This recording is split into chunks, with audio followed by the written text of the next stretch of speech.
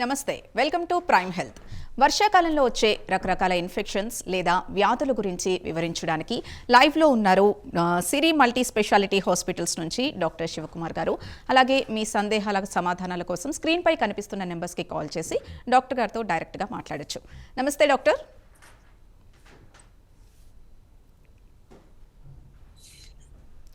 Doctor గారు నమస్తే.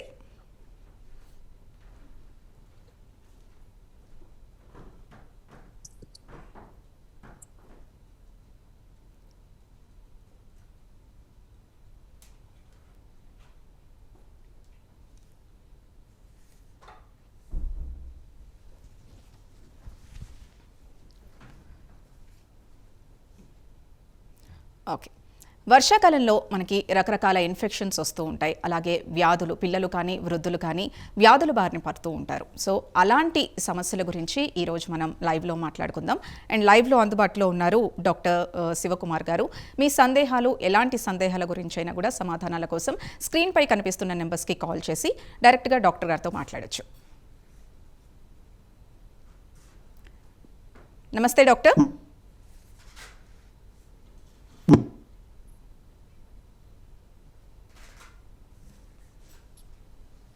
Doctor గారు నమస్తే. సరే, మ్యూట్లో ఉంటే చూడండి.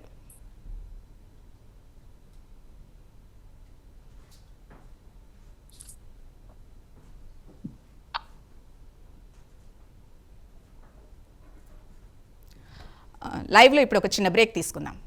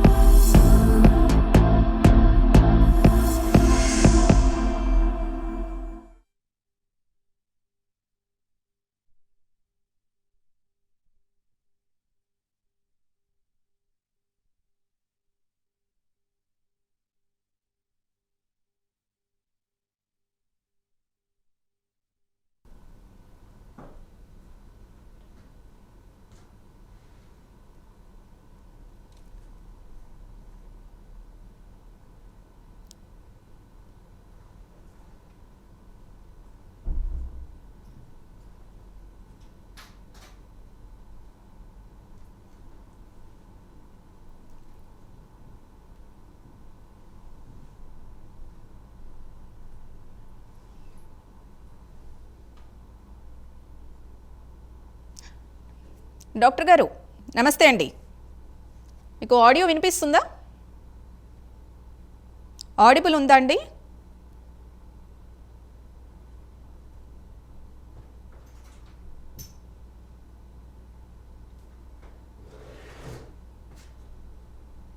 డాక్టర్ గారు ఆడిబుల్ ఉందా మీకు? డాక్టర్ గారు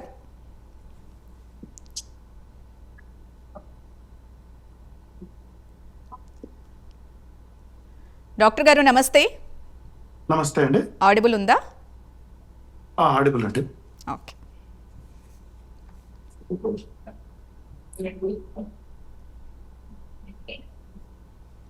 ఏం చెప్పాలి? ఇప్పుడు మీరు ఏం కరెక్షన్స్ ఏం చేయకండి, అలాగే ఉండండి. ఇప్పుడు ఒక 2 minutesలో స్టార్ట్ అయిపోతుంది.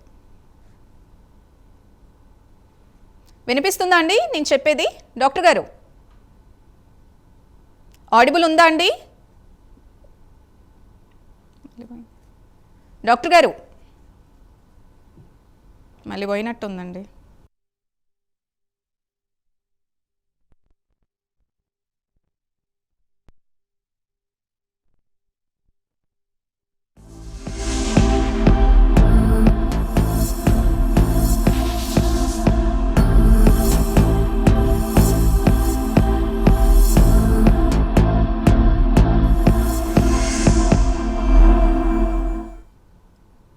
Welcome back.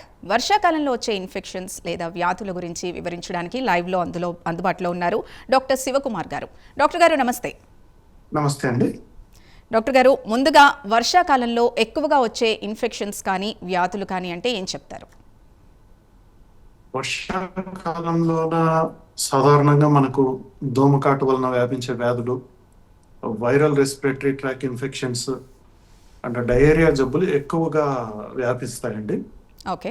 ఇది ఈ వర్షాకాలంలో ఉన్నటువంటి హ్యూమిడ్ ఎన్విరాన్మెంట్, టెంపరేచర్ చేంజెస్ ఉండడము, ఇవి ఈ బ్యాక్టీరియా, వైరస్, ఈ ఫంగస్ బాగా పెరగడానికి దోహదపడే వాతావరణం అండి. అందుకని ఈ వర్షాకాలంలోనే మనకు ఈ ఇన్ఫెక్షన్స్, ఈ ఇబ్బందులు ఎక్కువగా ఉంటాయండి. ఓకే. అంటే వర్షాకాలంలో ఈ వ్యాధులు కానీ, ఇన్ఫెక్షన్స్ కానీ రావడానికి ప్రధాన కారణాలుగా ఏం చెప్పుకోవచ్చు మనం? ఎలాంటి జాగ్రత్తలు పాటించాలి ముందుగా? ఆ, అంటే ముఖ్యమైనటువంటి కారణం ఏంటంటే కంటామినేటెడ్ వాటరేనండి. ఓకే. Contaminated food, okay. మనం అంటే పూర్ హైజీన్ ఈ వాతావరణంలోన మనకు ఓకే. పూర్ హైజీన్ అన్నది మెయిన్ రీజన్ గా మనం చెప్పుకుంటూ వస్తాము. అయితే ఈ sudden changes in the temperature వలన ఇమ్యూనిటీ లెవెల్స్ కూడా తగ్గుతాయండి ఈ వర్షం కాలంలో. మ్, అది కూడా మనకు వైరస్ బారిన పడడానికి దోహదపడుతుందండి. ఓకే. అది ముఖ్యమైన కారణం అండి. ఓకే. ఆ, అయితే ఈ వర్షాకాలంలో మనం తీసుకోవాల్సినటువంటి ముఖ్యమైన జాగ్రత్తలు వీటి కొరకు వచ్చేసరికి ఆ, ముఖ్యంగా మనం హ్యాండ్ హైజీన్, అంటే మనకు స్ట్రీట్ ఫుడ్, రా సలాడ్స్ ఫుడ్స్, అవుట్ సైడ్ అంటే ముందుగా ప్రిపేర్ చేసి ఉంచినటువంటి ఫుడ్స్ ని అవాయిడ్ చేయాలండి తీసుకోవడము. ఓకే. తర్వాత ఎక్కువ ఆయిలీ ఫ్రైడ్ ఫుడ్స్ ని కూడా అవాయిడ్ చేయాలి. ఓకే. సీ ఫుడ్స్ ని అవాయిడ్ చేయాలి. తర్వాత చల్లారిపోయినటువంటి ఆహార పదార్థాలు తినకూడదు. ఓకే. ఆ, వీటికి మనం దూరంగా ఉండాల్సి ఉంటుందండి. ఓకే. కాచి చల్లార్చిన నీరు తీసుకోవడం అనేది బెస్ట్ మెథడ్ అవుతుంది. వైటమిన్ సి రిచ్ ఫుడ్స్ మనకు తీసుకుంటే ఇమ్యూనిటీ లెవెల్స్ అనేటివి ఇంప్రూవ్ అవుతాయండి. ఓకే. అంటే ముఖ్యంగా నీటి విషయంలో ఎలాంటి జాగ్రత్తలు తీసుకుంటే మంచిదండి? నీటి విషయానికి వస్తే మనకు కాచి చల్లార్చిన నీరు తీసుకోవడం ఆల్వేస్ బెటర్ అండి. అది Okay. ఈజీ, అందరికీ అందుబాటులో ఉంటుంది. తర్వాత మనం అంటే ఫిల్టర్స్, ఆర్ఓ వాటర్ ద్వారా తీసుకున్న వాటర్ కూడా మనకు హైజీనిక్ అండి. ఓకే. సాధ్యమైనంత వరకు మనము మన వాటర్ని మనం క్యారీ చేయడమే మంచిదండి ఈ సీజన్లో. ఓకే. ఓకే. ఇంటి శుభ్రత విషయానికి వస్తే ఇటు పరిసరాలు కానీ, ఇంట్లో కానీ ఎలాంటి జాగ్రత్తలు పాటించాలి? ఇంటి వాతావరణం పొడిగా ఉండేలాగా చూసుకోవాలండి.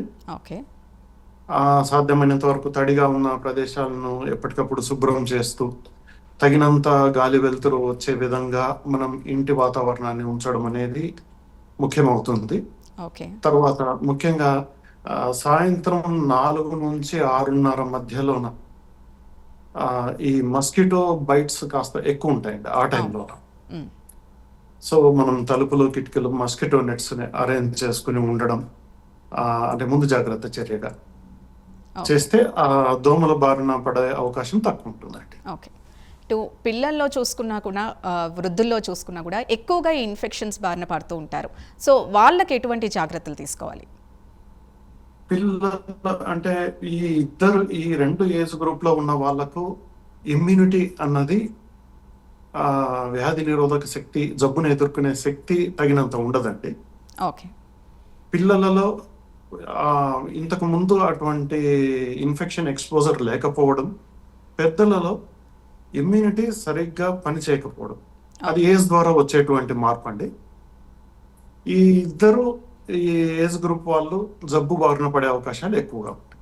ఓకే. ఇప్పుడు ఈ ఇన్ఫెక్షన్స్తో పాటు మనకి వైరల్ ఫీవర్స్ కూడా ఎక్కువగా వస్తుంటాయి. అసలు ఒక నార్మల్ అవునండి. ఫీవర్కి, వైరల్ ఫీవర్కి డిఫరెన్స్ ఏంటండి? బ్యాక్టీరియాకు వైరల్ ఫీవర్ కండి. అవునండి. అయితే పరీక్షలు చేయకుండా ఇది మనం లక్షణాలను బేస్ చేసుకుని చెప్పడం అన్నది కష్టమేనండి. ఓకే. అయితే మనకు పేషెంట్ పరీక్ష చేయడం ద్వారా వచ్చిన డేటాను అనుసరించి చూస్తే ఎక్కువ శాతం ఈ ఈ సీజన్లో ఉన్న వర్షాకాలంలో వైరల్ ఇన్ఫెక్షన్సే ఎక్కువ ఉంటాయండి. ఓకే. ఎక్కువ శాతం. ఓకే. సో అలా అయితే చెప్పండి. చెప్పండి. అయితే మనకు కోమార్బిడ్ కండిషన్స్ అంటే దీర్ఘకాలిక వ్యాధులు ఉండే వారిలో ఓకే. మొదట వైరల్ ఇన్ఫెక్షన్తో మొదలై ఆ వైరల్ ఇన్ఫెక్షన్ కారణంగా ఇమ్యూనిటీ ఇంకాస్త తగ్గడం వలన బ్యాక్టీరియా ఇన్ఫెక్షన్స్ యాడ్ అయ్యే అవకాశం ఉంటుంది. సో వైరల్ ఫీవర్ రాగానే మొదటగా అంటే ఇమ్మీడియట్గా డాక్టర్ని కాంటాక్ట్ చేయలేనప్పుడు ఇంట్లో ఫస్ట్ ఎయిడ్గా తీసుకునేది ఇమ్మీడియట్గా తీసుకోవాల్సిన జాగ్రత్త ఏంటి?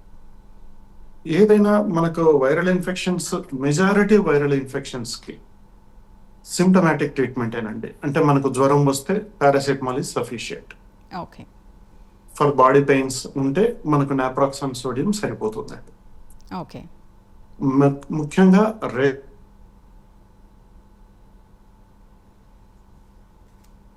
వాటర్ తీసుకుంటే సరిపోతుందండి. Adequate hydration, rest, simple soft diet okay. Sufficient అండి. చాలా వరకు దాంతోనే అది నయం అవుతుంది. ఓకే. మరి డాక్టర్ని ఎప్పుడు కాంటాక్ట్ అవ్వాలండి? అంటే ఎమర్జెన్సీ ఒక వార్నింగ్ సైన్ అంటే ఏంటి? అది జబ్బును బట్టి ఉంటుందండి.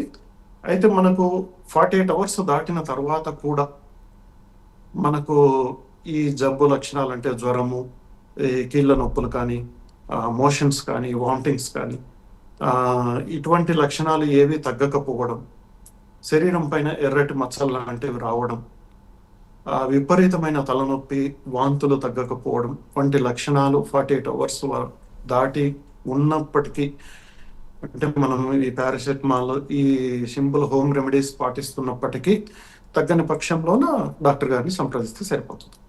ఓకే. అంటే ఇప్పుడు ఈ డెంగ్యూ ఫీవర్ విషయానికి వస్తే ఖచ్చితంగా అడ్మిట్ అవ్వాల్సిన పరిస్థితి ఏర్పడుతుందా? లేదండి. డెంగ్యూ ఫీవర్లో 85% ఆఫ్ ద టైం ఏ అడ్మిషన్ అవసరం లేకుండానే నయమవుతుందండి. ఓకే. 10% ఆఫ్ ద పీపుల్కి ట్రీట్మెంట్ అవసరం అండి. That OP based treatment follow up is sufficient. Only 5% of the people need admission. Okay. ఇప్పుడు డెంగ్యూ ఫీవర్ విషయంలో అసలు ఫస్ట్ సిమ్టమ్స్ ఏంటండి? డెంగీ సాధారణంగా అందులో 4 రకాల వైరస్ అండి. అది టైప్ 1, 2, 3, 4. ఓకే. అయితే మెజారిటీ ఆఫ్ ద ఇన్ఫెక్షన్స్ ఏ లక్షణం లేకుండానే వచ్చిపోతుందండి ఓకే. చాలా మందిలో. ఒకవేళ వచ్చినా కొద్దిగా నలతగా ఉండే జ్వరము, కాస్త నొప్పులుగా ఉండి ఒక 48 అవర్స్లో పేషెంట్ కంప్లీట్గా రికవర్ అయిపోతాడండి. ఓకే. కొంతమందిలోన అది శ్వాస అవయవాలను ఇన్ఫెక్ట్ చేస్తుంది, అంటే ప్రిడామినెంట్గా. వారిలోన అది దగ్గు, థ్రోట్ డిస్కంఫర్ట్, గొంతు నొప్పి, పొడి దగ్గు,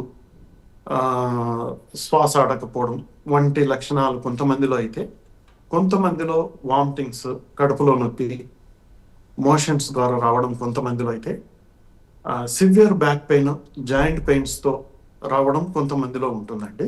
ఓకే. ఇవి ముఖ్యంగా మనకు మొదలయ్యే లక్షణాలండి. ఓకే. సో తర్వాత అంటే ఇది తీవ్రతరమైనప్పుడు కొంతమందిలోన డెంగ్యూ షాక్ సిండ్రోమ్, అంటే మనకు శరీరంలో బీపీ డౌన్ అయిపోయి లో బీపీకి గురయ్యి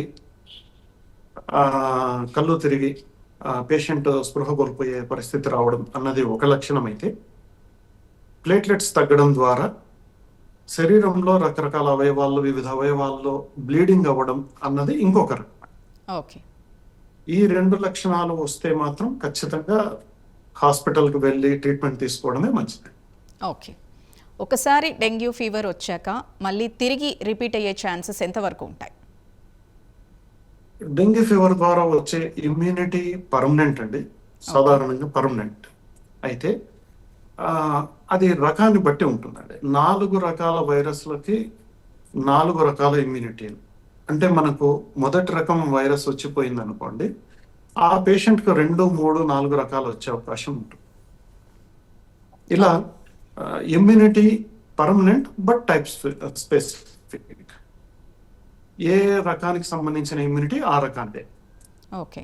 అయితే రీసెంట్గా కోవిడ్ వచ్చి వెళ్ళిన తర్వాత కొంతమందిలోన ఈ ఇమ్యూన్ మెమరీ అన్నది డిస్టర్బ్ అయ్యి మళ్ళీ ఫ్రెష్ కేసులు రిపీట్ అవుతున్నాయండి. ఓకే.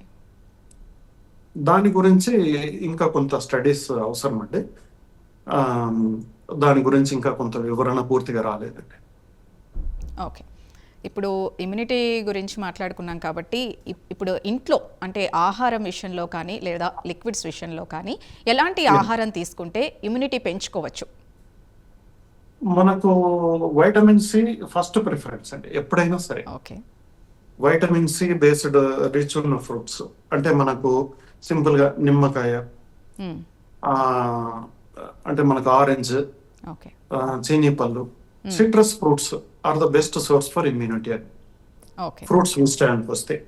ఓకే. తర్వాత మనము తీసుకునే ఫుడ్ లోన టర్మరిక్ మ్మ్. అంటే పసుపు, జింజర్ అంటే శొంఠి అంటాం కదండి, అవును. జింజర్, గార్లిక్, తులసి, ఇవి మనకు న్యాచురల్ గా అవైలబిలిటీ ఉన్నటువంటి ప్రోడక్ట్స్. ఇమ్యూన్ బెనిఫిట్స్ ఇవి ప్రూవెన్ అండి. ఓకే. ఇవి మనకు హౌస్ హోల్డ్ ఫుడ్స్ లో మనకి ఈజీగా దొరుకుతాయి. మ్మ్. మనం అవి తీసుకోగలిగిన అవకాశం ఉంటుంది. ఓకే. డాక్టర్ గారు, అలాగే ఇప్పుడు ఇంట్లో ఒకరికి ఈ వైరల్ ఫీవర్ వచ్చిందనుకోండి, ఆ టైంలో వాడిన యాంటీబయోటిక్స్ కానీ మందులు కానీ ఉంటే మళ్ళీ వేరే ఒకరికి వచ్చినప్పుడు అదే ఇంట్లో సో అవి రిపీట్ చేస్తూ ఉంటారు డాక్టర్ గారిని కన్సల్ట్ అవ్వకుండా. అది ఎంతవరకు సేఫ్ అంటారు? Majority of the viral infections కి యాంటీబయాటిక్స్ అవసరం లేదండి. మ్మ్.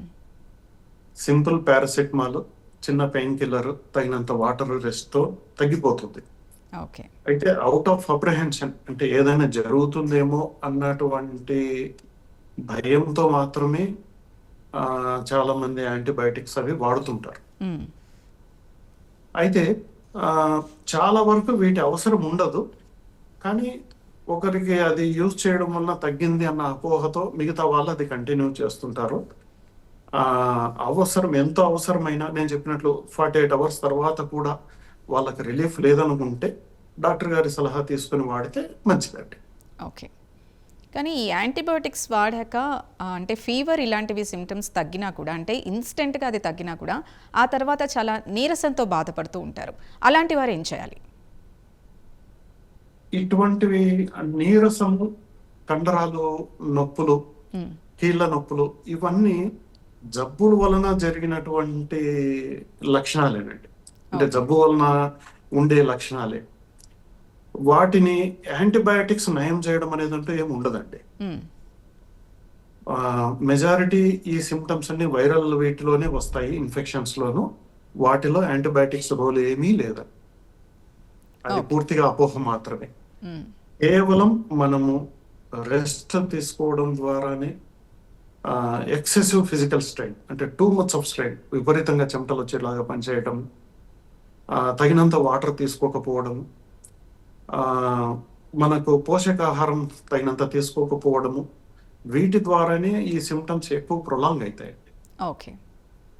అంతే తప్ప మనకు యాంటీబయాటిక్స్ వలన ఆ డ్యూరేషన్ ని షార్టెన్ చేయడం లాంటిదంటూ ఏమి ఉండదండి. ఓకే. ఉమ్. అంటే ఇప్పుడు ఈ వైరల్ ఫీవర్స్ వచ్చినప్పుడు ఇప్పుడు ఆహార విషయానికి వస్తే ఎటువంటి ఆహారం తీసుకోవాలి? మనకు అంటే ఫ్రూట్స్ ఫస్ట్ ప్రిఫరెన్స్ అండి. ఓకే. అండ్ మనకు soft diet, any vegetarian soft diet is good అండి. ఓకే. మనకు ప్రోటీన్ సోర్స్ అంటే మనకు ఎగ్ సఫిషియంట్ అండి. మ్మ్. ప్రోటీన్ సోర్స్ లోను సాధ్యమైనంత వరకు మనము ఆ, అప్పటికే వండి ఫ్రెష్ గా వండి తి- ఆ, వడ్డించే ఫుడ్ మాత్రమే తీసుకుంటే మంచిదండి. ఓకే. ఆ, అండ్ మరి నాన్ వెజ్ విషయానికి వస్తే అది ఎంతవరకు సేఫ్ అంటారు?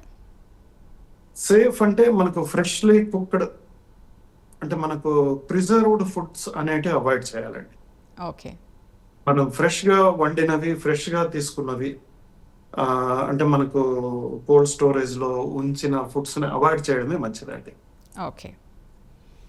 ఎంతో కొంత ప్రిజర్వేటివ్స్ లేకుండా వాటిని స్టోర్ చేయడం మనకి కుదరదు కాబట్టి మ్మ్. సాధ్యమైనంత వరకు వాటిని అవాయిడ్ చేస్తేనే బెటర్ అండి.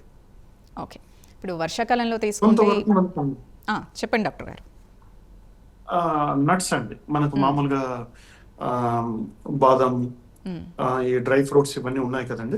అవును. వీటిలో కూడా మనకు good amount of protein, okay. Essential fatty acids, omega fatty acids, మనకు ఇమ్యూనిటీ ఇంప్రూవింగ్ పోషకాలన్నీ అందుతాయి. ఓకే. ఇప్పుడు ఇదే వర్షాకాలంలో చూస్తే మనకి ఎక్కువగా చర్మ సమస్యలతో కూడా బాధపడుతూ ఉంటారు, లేదా ఫంగల్ అవును. ఇన్ఫెక్షన్స్ కూడా వస్తూ ఉంటాయి. అటువంటప్పుడు ఎలాంటి జాగ్రత్తలు తీసుకోవాలి? ఫంగల్ ఇన్ఫెక్షన్స్ ముఖ్యంగా మనకు తడిగా ఉన్నటువంటి గార్మెంట్స్ వాడడము, మ్మ్. వర్షంలో తడిచిన తర్వాత చాలాసేపు అలాగే బట్టలతో ఉండిపోవడం, మ్మ్. వీటి వల్లనే అది వస్తుందండి. ఓకే. మనకు రింగ్ వాము, athlete foot, jackets, fungal nail infection, ఇవి సాధారణంగా మనకు తడి వాతావరణంలోనే ఎక్కువ వస్తాయండి. ఓకే. సింపుల్ మెజర్ వచ్చేసి మనకు ఈ తడి ఉన్నటువంటి అంటే తడిచిన గుడ్డలను తీసేసి మనకు డ్రైగా ఉండే విధంగా తుడుచుకొని ఉంచితే అవి రాకుండా ఆపచ్చండి చాలా వరకు. ఓకే. మరి మనకు తప్పనిసరి కొన్ని ప్రొఫెషన్స్ లోనూ ఈ తడిగా ఉండడం అనేది తప్పనిసరి. అలా ఉన్నప్పుడు నైట్ టైమ్స్ మనకు క్లోట్రిమజోల్ పౌడర్ దొరుకుతుందండి. ఓకే. అది డస్టింగ్ పౌడర్ లాగా అది అప్లై చేసి వాడుకుంటే ప్రివెంటివ్గా అది ఉపయోగపడుతుంది. ఓకే. అలాగే కొంతమంది ఈ వర్షాకాలంలో శ్వాసకోశ సంబంధ వ్యాధులతో కూడా బాధపడుతూ ఉంటారు, అంటే ఆస్తమా కానీ అలర్జీ కానీ. అలాంటి వారికి ఏం చెప్తారు? అలాంటి వారికి వచ్చేసి మనకు అంటే ప్రివెంటివ్, వాళ్ళకు సీజన్ వైజ్ గా జబ్బు పెరుగుతుంది అన్నది చాలా వరకు వాళ్ళకు అర్థమైపోతుంది, తెలుస్తుందండి. మ్మ్. వాళ్ళు సాధ్యమైనంత వరకు ఈ రెయిన్ లో తడవడం, వర్షంలో తడవడం లాంటివి వాటికి దూరంగా ఉండడం అనేది ముఖ్యమైన ప్రికాషన్ అవుతుందండి. ఓకే. అండ్ ఈ వీటికి సంబంధించి మనకి ఇప్పుడు మాంటిలోకాస్ట్ అని, తర్వాత యాంటీ హిస్టమిన్స్ అన్న మెడికేషన్స్ ప్రివెంటివ్ గా వాడడానికి వచ్చాయండి. ఆ మెడికేషన్ డాక్టర్ గారి సలహా మేరకు ముందు జాగ్రత్త కొరకు వాటిని యూజ్ చేయొచ్చండి. ఓకే. ఒక కాలర్ అవైలబుల్ ఉన్నారు, త్రిమూర్తులు, పశ్చిమ గోదావరి జిల్లా నుంచి. త్రిమూర్తులు గారు మాట్లాడండి. అమ్మా మేడం నమస్తే, నా పేరు బండారు త్రిమూర్తులు గుప్తా, తూర్పు గోదావరి జిల్లా పెద్దాపురం నుంచి మాట్లాడుతానండి. చెప్పండి, సమస్య చెప్పండి. డాక్టర్ శివకుమార్ గారు నమస్కారం సార్. నమస్తే అండి. నాకు విపరీతంగా నమస్కారం. తుమ్ములు వచ్చేస్తే, హలో, వింటున్నారు, చెప్పండి. నాకు తుమ్ములు పళ్ళు సరుకులు చాలా విపరీతంగా వచ్చేస్తున్నాయండి. ఓకే. హలో, వినిపిస్తుందండి, చెప్పండి. పళ్ళు సరుకులు వచ్చేస్తున్నాయి, తుమ్ములు పళ్ళు సరుకులు చాలా తీవ్రంగా వచ్చేస్తున్నాయండి. అలాగేనండి. ఓకే. కారణం తెలియట్లేదండి. కొద్ది వేడి నీళ్ళు అయ్యి పుక్కిరిస్తాను, ఉప్పు కలిపిన వేడి నీళ్ళు అయ్యి పుక్కిరిస్తాను, వేడి నీళ్ళు గోరువెచ్చని నీళ్ళు గట్రా. ఓకే. కానీ పళ్ళు సరుకులు మాత్రం తట్టుకోలేకపోతున్నాడు. పళ్ళన్నీ పీకిసుకొని మళ్ళీ క్లీన్ చేసి పెట్టుకుందామా, ఏదో ప్లాస్టిక్ పళ్ళులాగా అన్నంతగా వచ్చేస్తున్నాయండి సలుపులు. పన్నుకి మధ్యన చాలా తీవ్రంగా వచ్చేస్తున్నాయండి. ఓకేనండి. అయితే మీరు చెప్తున్నటువంటి తుమ్ములు, ఈ థ్రోట్ డిస్కంఫర్ట్, ఇవన్నీను అలర్జీ కారణం వల్లనే వస్తాయండి. చల్లని వాతావరణంలోన వాటి తీవ్రత మరింత పెరిగే అవకాశం ఉంది. ఇటువంటి వర్షాకాలము, రాబోయే చలికాలంలో అది రాకుండా ముందు జాగ్రత్త కొరకు మనము మెడిసిన్స్ వాడచ్చండి. అది అలర్జీ స్పెషలిస్ట్ డాక్టర్ గారి సలహా మేరకు మీరు తీసుకోవచ్చండి, వాటిని కంట్రోల్ చేయొచ్చు. ఓకే. ఇంకో కాలర్ అవైలబుల్ ఉన్నారు, నెల్లూరు నుంచి సుమతి గారు మాట్లాడండి. హలో డాక్టర్ సార్ అండి, నమస్కారం. నమస్కారం అండి. ఫీవర్ వస్తుంది, థ్రోట్ ఇన్ఫెక్షన్ ఎక్కువగా ఉంది, ఒక యాంటీబయాటిక్ వాడుతున్నాను, ఆంథ్రోమైసిన్, అమాక్సిలిన్ వాడుతున్నాను, ఫీవర్ తో వాడుతున్నాను. ఇంకా యాంటీబయాటిక్స్ ఏమైనా వాడాలా? అవసరం లేదండి. చాలా వరకు మీరు చెప్పిన జ్వరము, గొంతు నొప్పి, ఇవి వైరస్ వల్లనే వస్తాయండి. మనకు కామన్ గా flu virus, influenza virus, rhino virus, ఈ అడినో వైరస్, వీటి వలనే ఎక్కువ శాతం మనకు జ్వరము, గొంతు నొప్పి ఇవి వస్తాయండి. వీటికి సాధారణంగా మనకు యాంటీబయాటిక్ అవసరం ఉండదండి. మీరు ఆల్రెడీ 2 యాంటీబయాటిక్స్ అజిత్రోమైసిన్, అమాక్సిలిన్ వాడుతున్నామని చెప్పారు.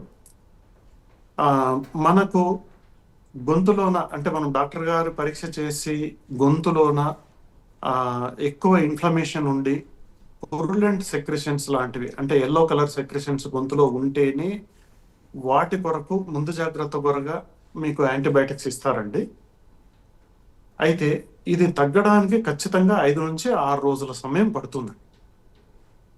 అంతవరకు మీరు బిటాడిన్ మౌత్ గార్గిల్ వాడుతూ, లేదా సింపుల్గా గోరువెచ్చని నీరు సాల్ట్ గార్గిలింగ్ చేస్తూ, అంటే నోట్లో పుక్కిలించు ఉమ్మేయడము, సిమ్టమాటిక్ ట్రీట్మెంట్స్ తీసుకుంటే సరిపోతుందండి.